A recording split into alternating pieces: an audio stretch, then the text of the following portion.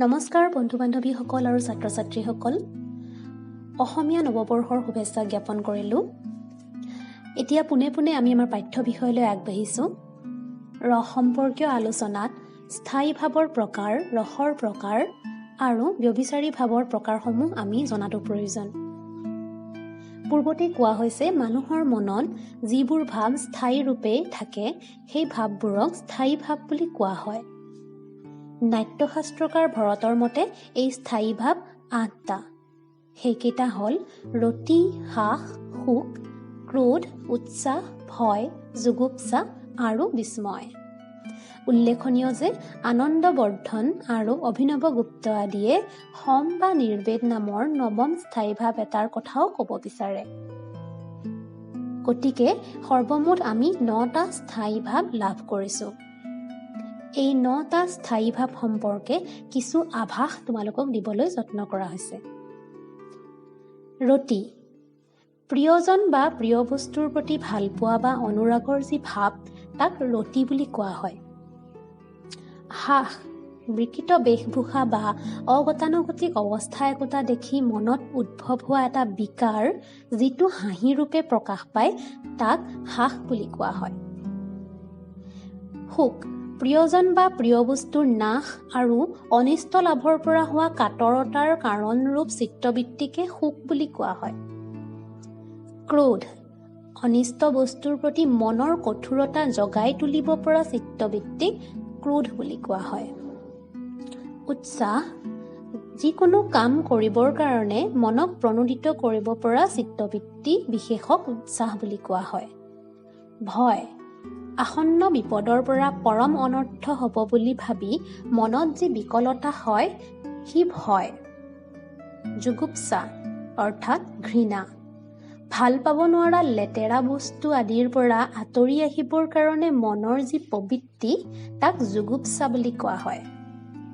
বিস্ময়, অসাধাৰণভাৱে ভাল বস্তু বা অস্বাভাৱিক ঘটনা আদি দেখি আচৰিত হোৱাৰ প্ৰবৃত্তিক বিস্ময় বুলি কোৱা হয়। সম বা নিৰ্বেদ, লৌকিক সম্পদ বা ভোগবিলাস আদিৰ প্ৰতি অনাসক্তি বা উদাসীনতা জন্মাব পৰা চিত্তবৃত্তিকে নিৰ্বেদ বুলি কোৱা হয়।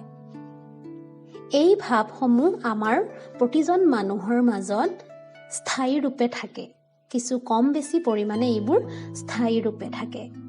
এই ৯টা স্থায়ী ভাৱৰ পৰা ৯বিধ ৰসৰ সৃষ্টি হয়।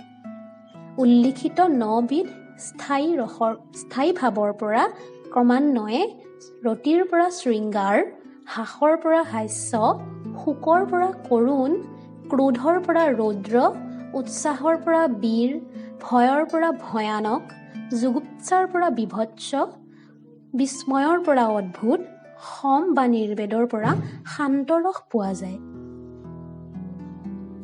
ভৰতৰ নাট্যশাস্ত্ৰত উল্লেখ থকা ৰসসূত্ৰৰ ব্যাখ্যা কৰোঁতে কোৱা হৈছে এই স্থায়ী ভাৱসমূহৰ লগত বিভাৱ, অনুভাৱ আৰু ব্যভিচাৰী ভাৱৰ যেতিয়া সংযোগ ঘটে, অৰ্থাৎ আমি এনেকৈও ক'ব পাৰোঁ বিভাৱ, অনুভাৱ আৰু ব্যভিচাৰী ভাৱৰ সংযোগত স্থায়ী ভাৱসমূহে ৰসলৈ ৰূপান্তৰিত হয় আৰু এই স্থায়ী ভাৱসমূহ থকাৰ বাবেই এজন মানুহে ৰসবোৰ আস্বাদন কৰিব পাৰে। শৃংগাৰ ৰস, শৃংগাৰ ৰসৰ স্থায়ী ভাৱ হ'ল ৰতি। শৃংগ মানে উচ্চ স্থান, আনহাতে শৃংগ শব্দটোৱে কামৰ আবিৰ্ভাৱকো বুজায়। কাম ভাৱৰ আবিৰ্ভাৱৰ কাৰণস্বৰূপে যি ৰসৰ সৃষ্টি হয় আৰু সেই ৰসৰ মূল প্ৰায়ে উত্তম প্ৰকৃতিৰ হৈ থাকে তেনে ৰসকেই শৃংগাৰ ৰস বোলে। কামোদ্ৰেকৰ আগমনৰ কাৰণে স্ত্ৰী পুৰুষৰ যি অৱস্থা বিশেষ হয় তাকে শৃংগাৰ বোলে। শৃংগাৰ ৰসৰ ২টা ভাগ, সম্ভোগ আৰু বিপ্ৰলম্ভ। নায়ক নায়িকাৰ মিলন, চুম্বন আদি অৱস্থাৰ বৰ্ণনাৰ জৰিয়তে দৰ্শক বা পাঠকে যি ৰসৰ আস্বাদন কৰিব পাৰে সেয়া হ'ল সম্ভোগ শৃংগাৰ।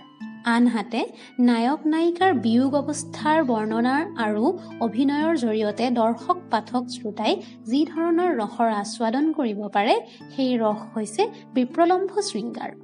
বিপ্ৰলম্ভ শৃংগাৰ ৫ প্ৰকাৰৰ: পূৰ্বৰাগ, বিৰহ, ঈৰ্ষা, প্ৰবাস আৰু দৈৱ দুৰ্বিপাক। অৰ্থাৎ এই 5 প্ৰকাৰৰ কাৰণৰ মাজত যিকোনো কাৰণত যদি নায়ক নায়িকা ইজন সিজনৰ পৰা আঁতৰত থাকে আৰু তাৰ ফলত দুয়োজনৰ মনত যি দুখময় অৱস্থাৰ সৃষ্টি হয়, সেই অৱস্থাৰ বৰ্ণনা বা অভিনয়ৰ জৰিয়তে দৰ্শক বা পাঠকে যি ৰস আস্বাদন কৰিব পাৰে তাকেই বিপ্ৰলম্ভ শৃংগাৰ বুলি কোৱা হয়। হাস্যৰস। এই ৰসৰ স্থায়ী ভাৱ হৈছে হাস। মানুহৰ বিকৃত বেশভূষা, বিকৃত কথা, অসংলগ্ন কথা, বিকৃত আকাৰ আকৃতি দেখিলে মানুহৰ হাঁহি উঠে।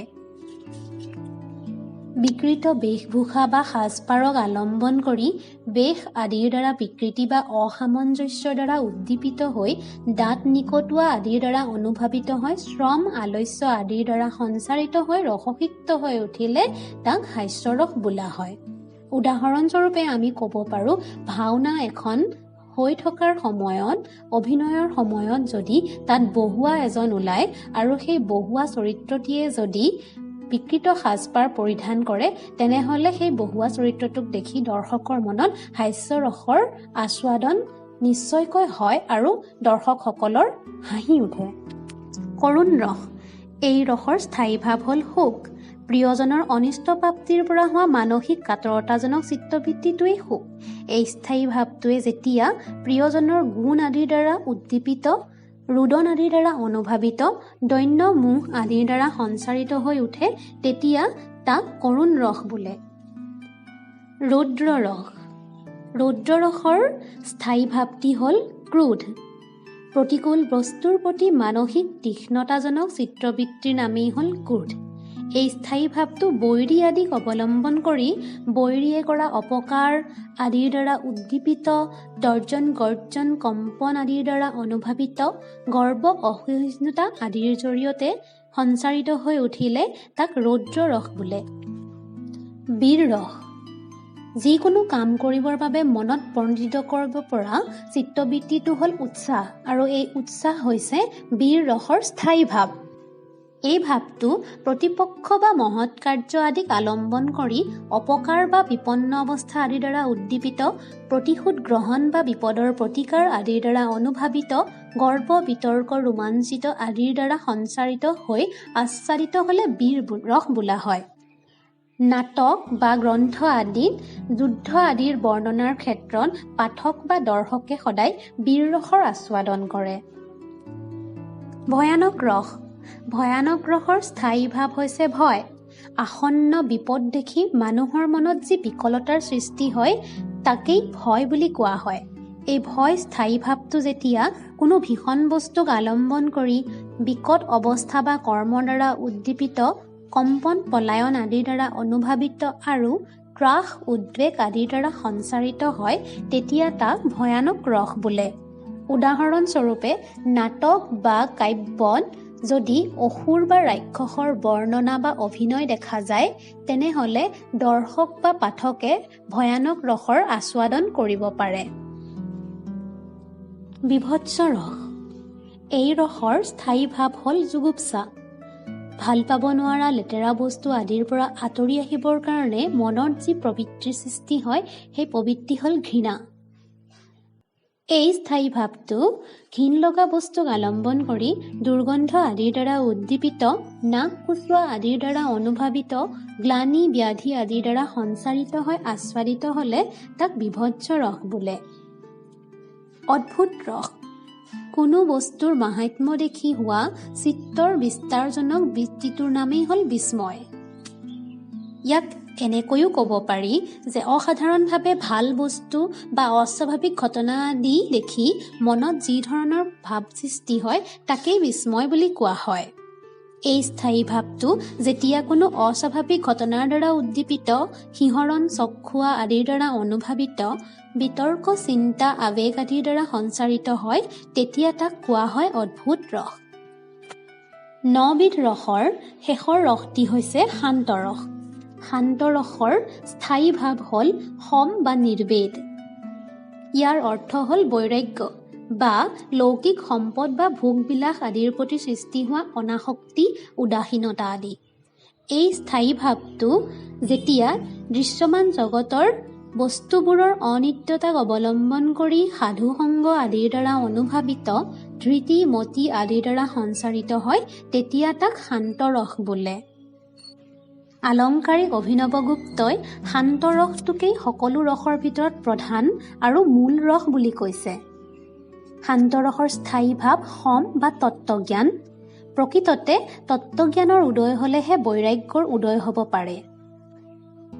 তত্ত্বজ্ঞান মানেই হ'ল আত্মজ্ঞান বা আত্মোপলব্ধি। সমভাৱটো সচ্চিদানন্দ আত্মাৰ স্বভাৱ। শান্ত ৰসৰ ক্ষেত্ৰত তত্ত্বজ্ঞান অৱগত হোৱাৰ ফলত আত্মাৰ স্বৰূপটোৰ বাদে আন কোনো জ্ঞেয় বিষয় নাথাকে। সেইদৰে আন সকলোবিলাক ৰসৰে অনুভূতিৰ চৰম পৰ্যায়টোত সেই পৰমানন্দকেই পোৱা যায়। গতিকে অভিনৱগুপ্তই শান্ত ৰসটোকে মূল ৰস বুলি কৈছিল।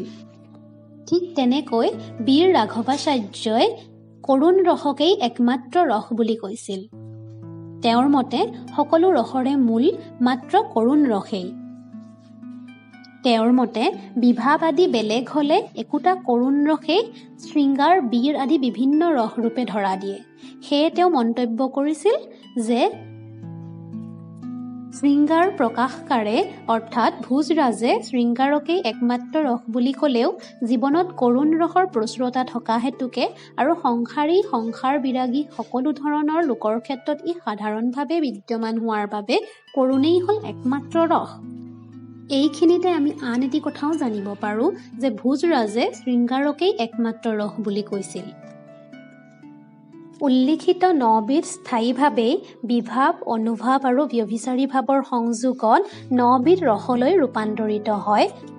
পাঠক শ্ৰোতা বা দৰ্শকে ৰস আস্বাদনৰ যি তেওঁলোকৰ সক্ষমতা তাৰ জৰিয়তে ৯বিধ ৰসক আস্বাদন কৰিব পাৰে।